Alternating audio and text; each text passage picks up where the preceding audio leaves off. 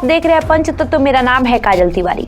हाल ही के दिनों में बिहार में एक राजनीतिक खेल हुआ। उस खेल के मुख्य शिकार बने पूर्व सांसद पप्पू यादव। बिहार के किसी कोने में कोई रेप का पीड़ित हो, किसी की हत्या हो गई हो, किसी के घर में कोई घटना हो गई हो।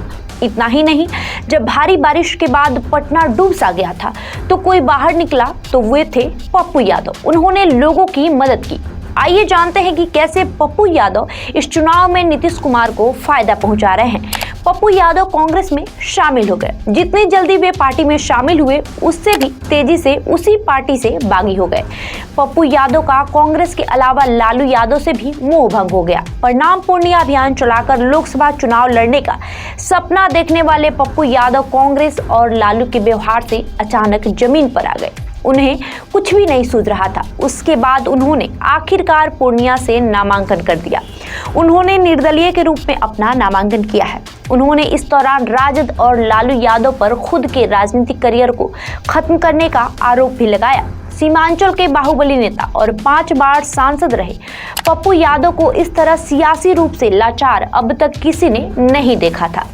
पप्पू यादव कैमरे के सामने रोते हुए बोलने लगे। स्थानीय लोग कहते हैं कि उनमें सांसद बनने के सभी गुण हैं। कांग्रेस ने उन्हें आधिकारिक तौर पर समर्थन देने से मना कर दिया है। हाल ही में अपनी जन अधिकार पार्टी का कांग्रेस में विलय करने वाले पप्पू पूर्णिया से पार्टी के टिकट की उम्मीद कर रहे थे, लेकिन राजद ने न केवल कांग्रेस को सीट देने से इनकार कर दिया, बल्कि उसने मौजूदा जदयू सांसद संतोष कुमार कुशवाहा के खिलाफ जदयू के बागी और पूर्व राज्य मंत्री बीमा भारती को अपने उम्मीदवार के रूप में मैदान में उतारा। 2019 के लोकसभा चुनाव में कुशवाहा ने कांग्रेस के उदय सिंह को 2.6 लाख से अधिक वोटों से हराया था।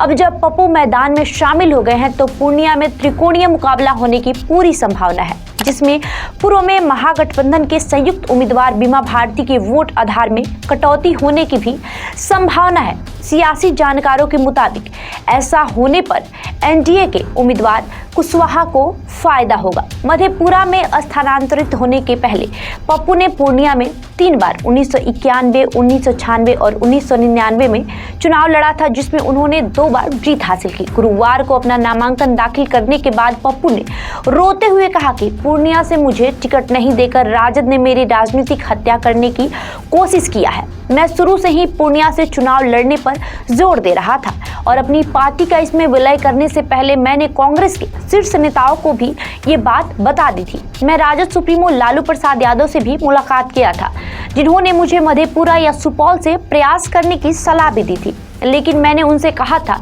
कि वहां के लोगों से मेरे जुड़ाव के कारण मुझे पूर्णिया पसंद है।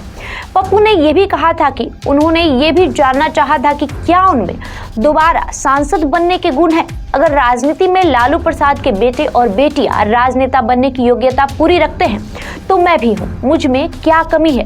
पप्पू ने अपने करियर की शुरुआत समाजवादी नेता और पूर्व सांसद शरद यादव के राजनीतिक प्रबंधक के रूप में किया था। बिहार के सीमांचल और कोसी क्षेत्रों, जिसमें पूर्णिया, सहरसा, मधेपुरा और सुपौल शामिल है, के साथ अपने लंबे जुड़ाव पर प्रकाश डालते हुए उन्होंने दावा किया है कि पूर्णिया की लड़ाई के लिए मुझे अपनी पार्टी का समर्थन प्राप्त है।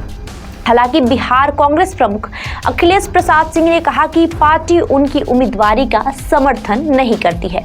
राज्य कांग्रेस ने आधिकारिक तौर पर कहा है कि वो सीट बंटवारे की व्यवस्था के तहत अपने वरिष्ठ सहयोगी को आवंटित पूर्णिया सीट पर राजद उम्मीदवार की उम्मीदवारी का पुरजोर समर्थन करेगी।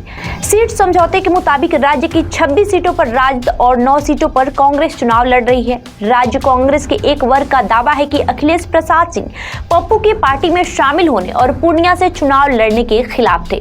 चूंकि पप्पू यादव की पत्नी रंजीता रंजन पहले से ही कांग्रेस की राज्यसभा सांसद है, इसलिए अखिलेश असहज थे।